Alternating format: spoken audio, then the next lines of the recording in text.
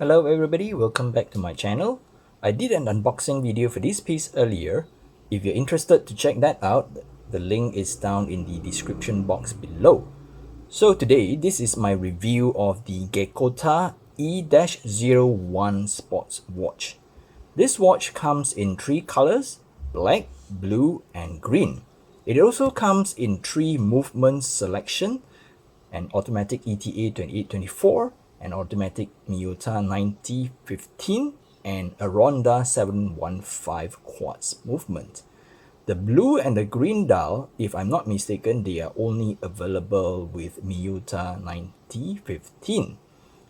I went with this black dial version because the blue and the green dial come with a white date wheel, which I'm not a fan of for darker dial watches. So let's get into the dimensions of the watch. The watch has, I wouldn't say a case diameter, but the bezel is 36.5 millimeters. But for the case, it's actually quite difficult to measure. As you can see, it has a pointy edge on the left side. The lug-to-lug distance of the watch is a very manageable 45.5 millimeters. The thickness is 11.8 millimeters and it has a 20 millimeters lug width. The watch case is made from 316L stainless steel as well as the bracelet, which we will talk about later. It has a rather unusual case design. The case has a pointy edge on the left side. I guess they want to balance out the watch. However, this is not very obvious when looking straight down from the watch, and I think it is an advantage because I personally don't like the pointy edge. But it doesn't really bother me a lot because I don't really notice that when the watch is on my wrist. The case has vertical brush finish on the top and polished sides. It has a rather well-made high polish bezel, and the dial is protected by I would say a boxed sapphire crystal with rather good amount of AR coating.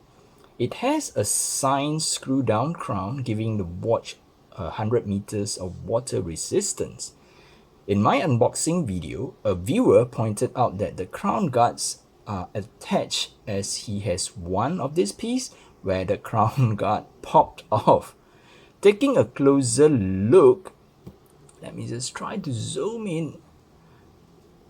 Alright, so taking a closer look, I can see that the crown guards are separate pieces. I'm not sure if you can make that out from the video. Well, they are not machined out from the watch case. This is rather strange. It is either that Geckota added the crown guards as an afterthought.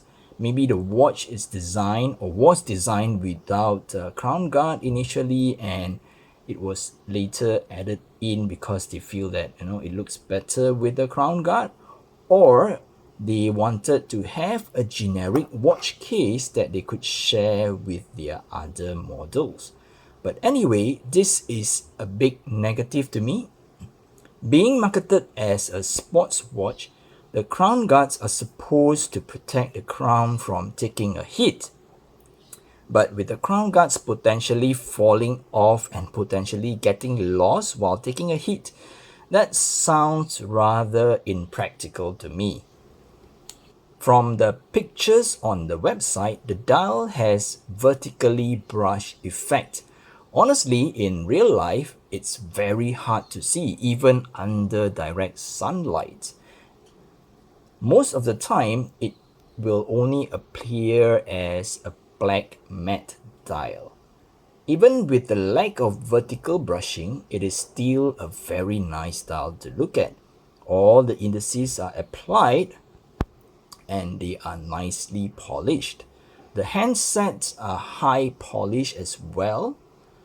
There is inspiration from Rolex here with the Mercedes hour hands without the Mercedes sign. It has a segmented minute hand reaching all the way to the edge of the dial.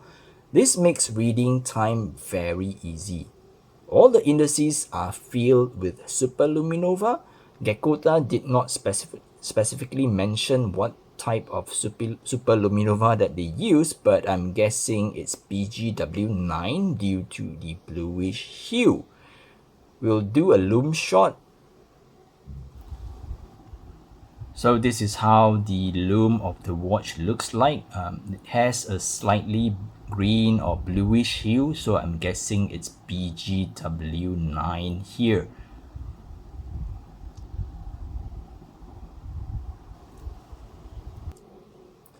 There is also a lume triangle on the high polish second hand.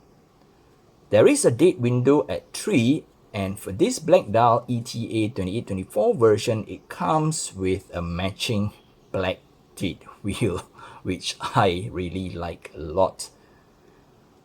The words Geckota automatic and 100 meters are printed on the dial. The printing is not the best, but they are okay at best. Instead of going with the regular caseback that has notches to allow regular caseback tool to open it up, Geckota opted for a decagon caseback, 10-sided polygon. Well, Geckota also mentioned on their website that only a limited number of watches were made, but did not disclose how many. So on this piece, what I have is 0056, so I'm guessing it's number 56. Well, through the caseback or through the open caseback, we can see a generic ETA 2824 beating inside. There is totally no customization on the movement. It is as generic as it can be. And then there is the what in the world are they thinking part. Hollow endlings. Seriously, I do not expect the watch to come with hollow endlings at this price point. Moreover, from a company that started their business selling watch straps. The rest of the bracelet are okay. It comes with a solid Lynx Jubilee bracelet with a solid male clasp and push button deployant buckle. There is another minor issue though, which I will talk about when we do the reshot. So let's do a reshot now. This is how the watch looks on my 6-inch wrist. So before we go into how the watch looked on my wrist and all that, one minor issue is that the numbers of removable links are just too few. I think we only can remove a maximum of 3 links per side of the bracelet. Alright. Having a smaller dimensions, it is supposed to cater to crowds, I would say maybe crowds with smaller wrist or smaller wrist sizes. Here, I remove all the removable links, and to me, it's still a little too loose. I can fit 2 fingers in between the bracelet and my wrist.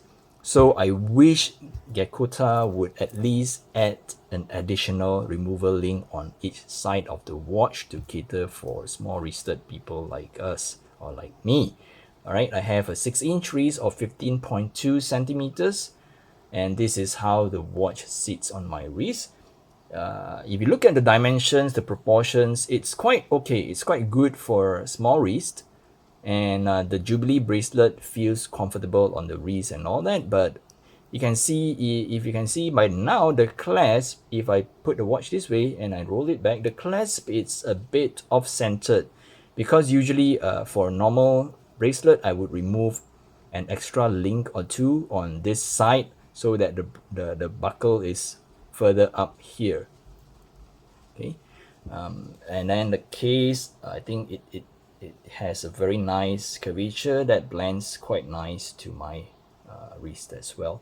So for those with bigger wrists, this is definitely not a problem. So there you have it. It seems like I have a lot of nags about this piece, but don't get me wrong. I love the watch and how it looks on my wrist. Sometimes there's no logic in what you love. I think it's just a matter of going over all the tiny little things, or thorns for this matter. And for this piece, the looks surely won me over. So I guess that's it for this video. If you're new to my channel, please help by subscribing to my channel. And you can also follow me on my Instagram at gfw_watch for more watch pictures. Till then, I will catch you guys in the next video. Bye bye.